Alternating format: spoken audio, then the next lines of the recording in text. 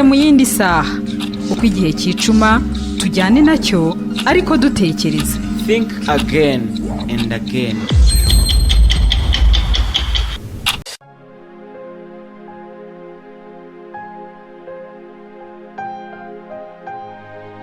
aho muri mu bice bitandukanye, abo muri kumwe bose, baba abakunzi banyu, abafasha banyu, inshuti zanyu ndetse n'imiryango, mwese mbifurije ibihe byiza.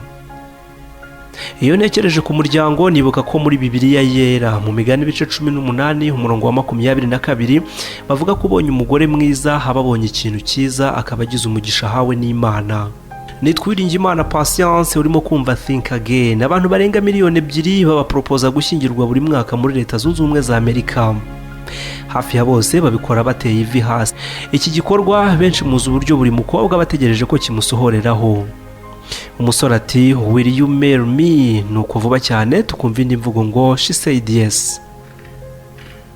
Benshi tugira amatsiko y'ishusho y'ubukwe bwacu, ariko nitwite ku ishusho yo gushyingirwa kwacu. Ubukwe no gushyingirwa aya ni amagambo abiri adasigana, ariko afite ibisobanuro bitandukanye. Ubukwe ni ibirori bihuza imbaga kubw'intego yo kwiyerekana, mu gihe gushyingirwa hari ibihe byo kwihuza nk'umugore n'umugabo mu byo mwemeranyaho n'ibyo mutemeranyaho nk'uko biteganywa n'amategeko. Reka ngusaba ugira umbarize uti niki wifuza kandi witeguye hagati y'ubukwe no gushyingirwa. Mu gihe tubyibazaho, reka turebe mu buryo bw'amafaranga ingano yakoreshwa mu bukwe. Miliyari 72 z'amadolari y'Amerika nizo zikoreshwa mu bukwe hirya no hino ku isi buri mwaka.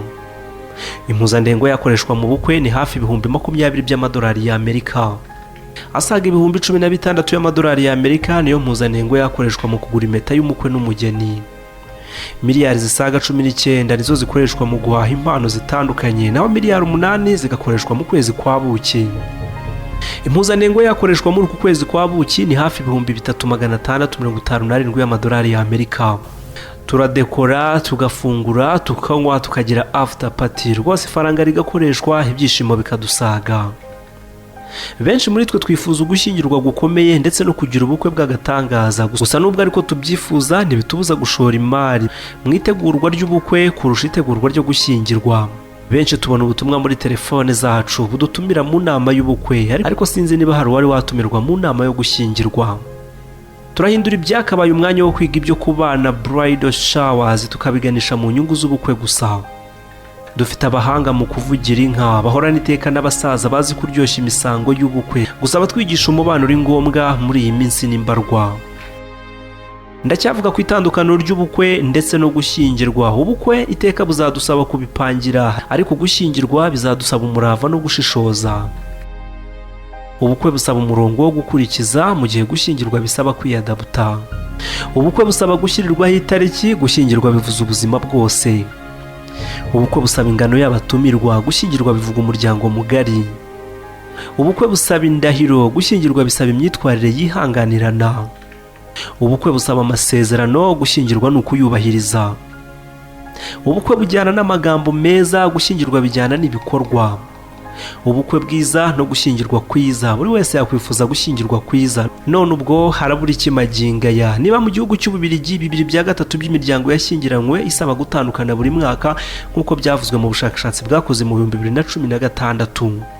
Mu Rwanda benshi bashyingirwa bwangu ngo bajye gutana bidateye kabiri. Barya mwumva ngo batandukanye tukabimenya nuko bafite ubwamamare, wakubwira ubundi kuvuga aya magambo. Hirya no hino mu mirenge yo mu gihugu hamagana n'amagana bamaze gusinyira ko bashaka gatanya.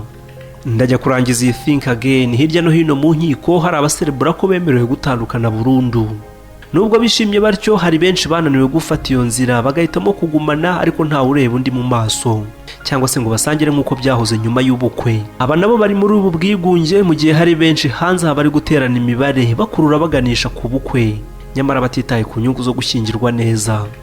Niki kibura ngo dushyingirwe neza? Ni urwiganwa rw'ubukwe bwiza se? Ni irari ryo gushaka ubutunzi kubw'amasezerano yo gushyingirwa se? Ni ukubura uburezi bwo mu mutima se? Ni iki cyishe inyuma y'ibyo twese tubonesha amaso yacu ariko tukabyirohamo? Kuki hari benshi barimo gushyingirwa nabi? Reka nihe igisubizo nawe ubitekereze uko ubyumva. Ntago ari ukubura urukundo, ahubwo nibura ry'ubushuti ritera benshi gushyingirwa nabi. Nitwa Uwiringiyimana Patience. Think Again.